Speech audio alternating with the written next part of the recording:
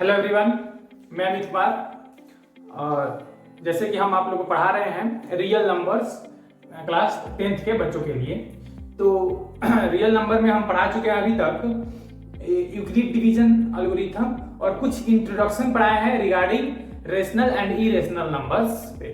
ठीक है, तो आज का जो टॉपिक है वो है एक छोटा सा थ्योरम है जिसको हम जानते तो हैं पर कभी गौर नहीं किए, कभी ध्यान से देखे नहीं है उस चीज को। तो आइए वो थ्योरम देखते हैं क्या है। लेकिन वो थ्योरम देखने से पहले हमको कुछ वर्ड्स की जरूरत होती है, कुछ नंबर्स की जरूरत होती है उस थ्योरम में, उसको पहले जान रहे हैं। वो है कंपोजिट नंबर्स।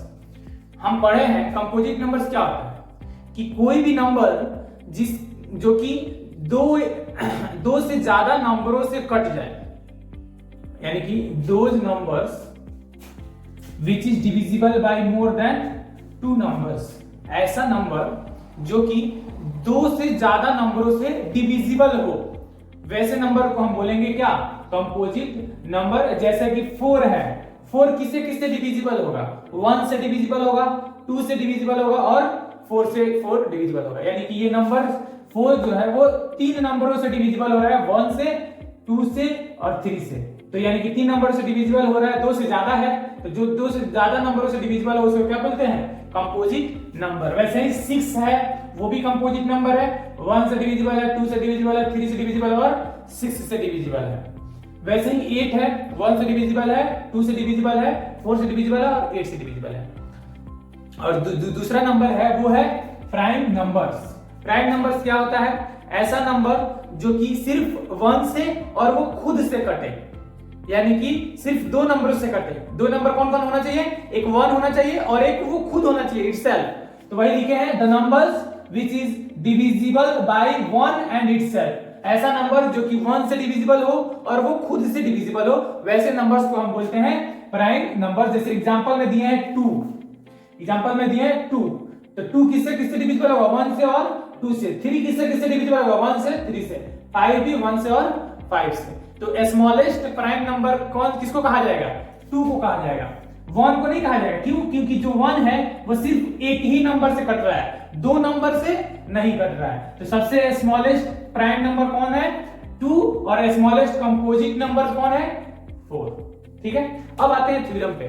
तो हमारा जो थ्योरम है उसका नाम है फंडामेंटल थ्योरम ऑफ अरिथमेटिक। ये थ्योरम कहता है कि किसी भी कंपोजिट नंबर्स को हम प्राइम नंबर्स के प्रोडक्ट में एक्सप्रेस कर सकते हैं, लिख सकते हैं। बात तो सही है, क्योंकि जो भी नंबर्स का हम प्राइम फैक्टराइजेशन करते हैं उसको हम लिखते हैं किसमें? उसके प्राइम नंबर्स के प्रोडक्ट में। जैसे एक एग्जांपल दिए हुए हैं यहाँ पे, 4 जो है, 4 को हम लिख सकते हैं 2 into 2। 4 क्या है? 4 एक कंपोजिट नंबर है और उसको किसमें एक्सप्रेस कर रहा है? 2 into 2 यानी कि प्राइम नंबर्स में। 2 क्या है? प्राइम नंबर्स है, यानी कि कंपोजिट को एक्सप्रेस किए हैं किसमें? प्राइम नंबर्स में। तो हमारा थ्योरम कहता है every composite numbers can be expressed in product of prime numbers and this factorisation is unique. और हाँ, जो 4 का ये फैक्टर निकाला है 2 into 2 वो यूनिक होगा, यानी 4 और भी किसी नंबर से 2, मतलब 4 जो है और 2 के सिवा और कोई भी प्राइम नंबर्स नहीं डिविजिबल होगा। मतलब अगर 4 डिविजिबल होगा तो वो सिर्फ एक ही प्राइम नंबर है 2। डिविजिबल होने के लिए 1 से होगा, लेकिन 1 प्राइम नंबर नहीं ना है। यहां बोला है 4 जो है सिर्फ एक ही प्राइम नंबर से डिविजिबल होगा और वो है 2।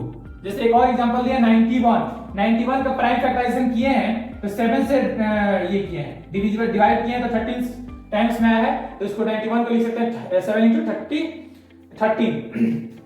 तो इसमें जो है ये 91 है वो 7 into 30 लिखे हैं। तो 91 क्या है? कंपोजिट नंबर है। 91 क्या है? कंपोजिट नंबर है।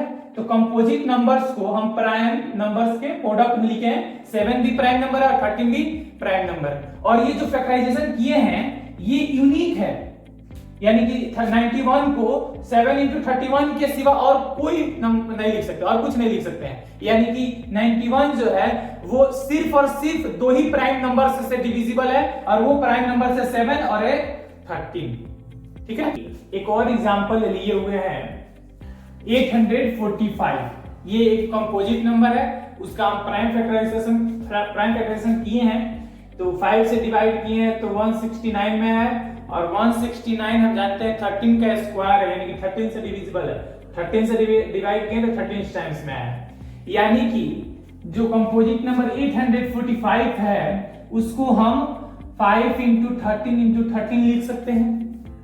और ये जो 5 इंटू 13 क्या है, ये 5 और 13 क्या है, प्राइम नंबर से, यानी कि ये जो कंपोजिट नंबर है उसको एक्सप्रेस किए किस में, प्रोडक्ट ऑफ प्राइम नंबर्स में। इसका मतलब ये हुआ कि 845 है वो सिर्फ और सिर्फ दो ही प्राइम नंबर्स से डिविजिबल है, और वो है एक 5 और दूसरा है 13।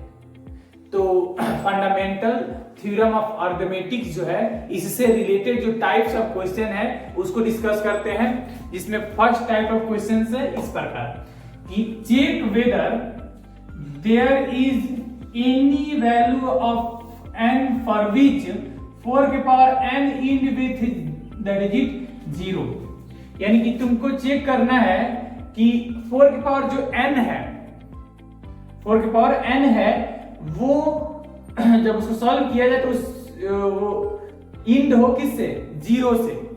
तो हम अगर थोड़ा सा ध्यान दें कि जो डिविजिबिलिटी रूल्स छोटे छोटे क्लासेस में पढ़ते हैं 6th में 7th में, उसको थोड़ा एक बार रिकैप करते हैं।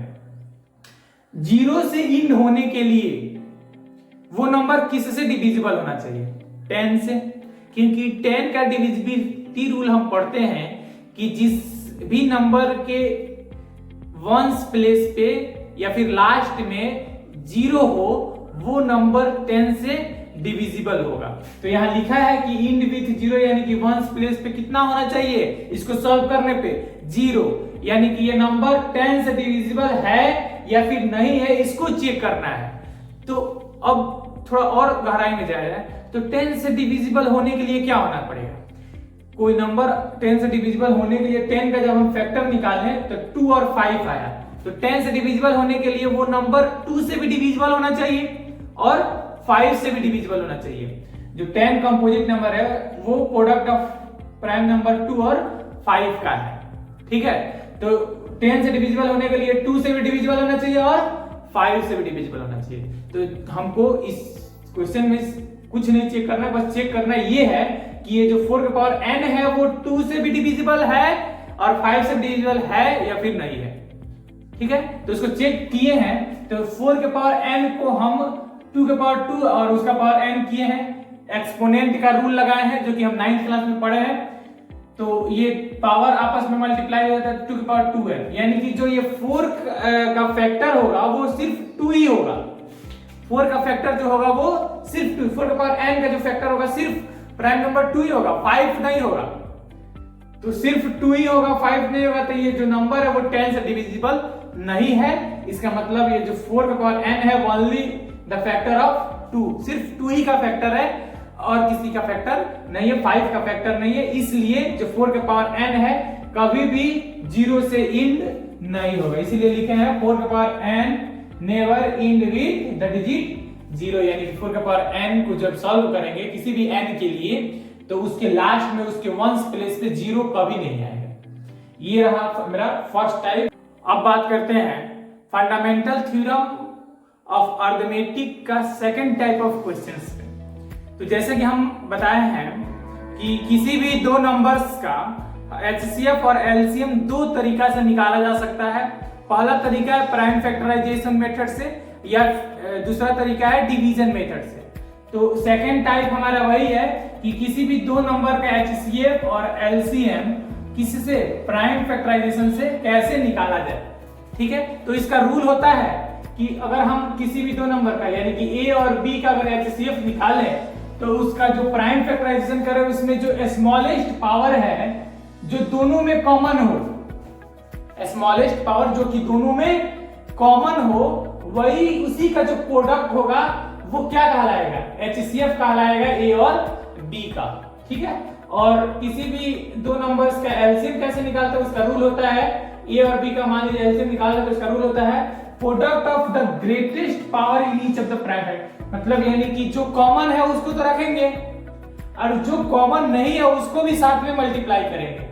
जैसे कि एक एग्जांपल के थ्रू हम समझाए हैं कि 84 और 75 का हम एलसीएम और एचसीएफ कैसे निकालते हैं। तो पहले 84 और 75 का प्राइम फैक्टराइजेशन करेंगे, और प्राइम फैक्टराइजेशन करेंगे तो 84 को हम एक्सप्रेस कर सकते हैं 2 into 3 into 7 के रूप में, और 75 को एक्सप्रेस कर सकते हैं 3 into 5 के रूप में।